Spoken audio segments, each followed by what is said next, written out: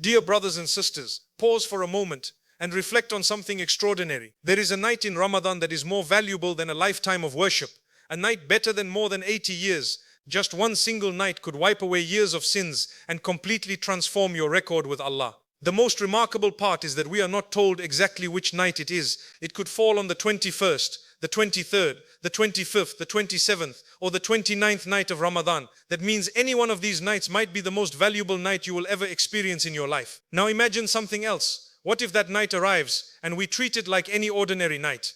What if we become distracted, scrolling on our phones, chatting casually, or simply wasting time while the most precious hours of the year pass by? Our beloved Prophet Muhammad ﷺ gave us a promise filled with hope. He taught that whoever stands in prayer during the night of decree with sincere faith and seeking the reward from Allah will have all their previous sins forgiven. Think about that for a moment. Years of mistakes, shortcomings and regrets could be erased in a single night. But the reality is that many people enter the last 10 nights of Ramadan without a clear plan. They want to worship, they want to make dua, and they hope to experience the blessings of Laylatul Qadr. Yet the night slips away quickly and they feel unsure about what they should truly focus on. So in this reminder, let us talk about 5 simple but extremely powerful things you should focus on during the last 10 nights of Ramadan. 5 actions that can protect your nights, fill them with meaningful worship, and increase your chances of witnessing Laylatul Qadr. The first point might surprise you because many people lose a large portion of reward before the real night of worship even begins. Many people assume that the night begins with the night prayers or the special Ramadan prayers known as Taraweeh. But in reality, the night begins immediately after sunset. From the moment the sun sets, the night has already started. This means that the early part of the evening is extremely important. Yet what often happens at that time? People gather around the iftar table, conversations begin, laughter increases, and slowly the environment changes. Sometimes someone starts speaking negatively about another person. Sometimes jokes cross the line. Sometimes conversations drift into gossip or unnecessary arguments. Without realizing it, the tongue becomes busy with words that remove the blessings from the night before the worship has even begun. Some scholars used to say that many people lose the blessings of the night, not because they failed to pray, but because they failed to protect their actions, their words, and their hearts at the beginning of the night. Sometimes it only takes one careless sentence, one moment of gossip, or one unnecessary argument for the heart to become distracted. A believer understands that every moment of these nights matters, every word matters, every action matters. When Allah describes the believers in the Quran, He mentions those who leave their beds during the night to turn toward Him, hoping for His mercy and fearing His punishment. Some scholars explain that this spiritual preparation begins even before the late night prayers, when a person starts preparing their heart for the hours of worship ahead. So if you truly want to catch the blessings of Laylatul Qadr, the first step is simple. Protect the beginning of your night. Guard your tongue. Avoid pointless conversations. Stay away from arguments and keep your heart focused on Allah. Because success in the night does not only depend on how it ends, it begins with how the night starts. Once the night begins properly, the next focus becomes extremely important. There are 2 prayers that many people underestimate, yet they hold incredible reward. The second thing you should focus on during these nights is making sure you never miss the prayers of Isha and Fajr, especially in congregation if possible. Many people think Laylatul Qadr is only about long voluntary prayers late at night. They imagine standing for many hours in worship. While that is beautiful, the Prophet ﷺ taught us something incredibly powerful about these 2 prayers. He explained that whoever prays Isha in congregation receives the reward as if they prayed half of the night. And whoever prays Fajr in congregation receives the reward as if they spent the entire night in prayer. Look at the mercy of Allah. Even those who may feel tired, weak, or unable to stay awake for long hours are still given an opportunity to receive the reward of a full night of worship simply by protecting these 2 prayers. But many people make a mistake here. They stay awake for voluntary acts of worship but end up missing Fajr or delaying their obligatory prayers. A wise believer understands that the foundation of the night begins with the obligatory acts of worship.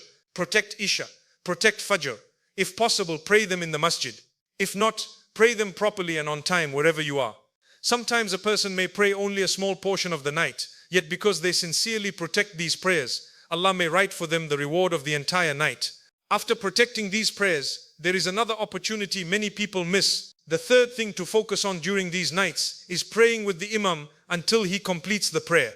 Often people attend Taraweeh in the masjid, but leave early. Maybe they feel tired, maybe they think they have prayed enough. But the Prophet ﷺ encouraged us strongly regarding this. He taught that whoever prays with the Imam until he finishes will have the reward written for them, as if they spent the entire night standing in prayer. Just imagine the generosity of Allah. Even if the prayer itself is not extremely long, remaining with the Imam until the end brings enormous reward. That is why patience during prayer is very important in these nights. Stand with the Imam, listen carefully to the recitation of the Quran, and allow your heart to absorb the beautiful words of Allah. These nights pass quickly, but their reward can remain with you forever. After prayer ends, there is something else that should constantly remain on your tongue. The fourth focus during these nights is making abundant dua. Laylatul Qadr is not only about standing in prayer, it is also about turning sincerely to Allah with your heart and asking Him for forgiveness, mercy and guidance. One of the most beautiful supplications for these nights was taught directly by the Prophet ﷺ to his beloved wife Isha bint Abi Bakr. When she asked what she should say if she finds Laylatul Qadr, he taught her a short but powerful dua. Allahumma innaka afuwun tuhibbul afwa fa'unani. O Allah, you are most forgiving and you love to forgive, so forgive me. Notice how short and simple this dua is. Anyone can memorize it and repeat it throughout the night. You can make dua while sitting, after prayer, while walking, or during quiet moments when your heart feels closest to Allah. Sometimes one sincere dua made in a moment of humility can be the reason Allah showers His mercy upon a person.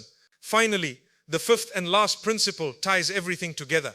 Give life to the entire night.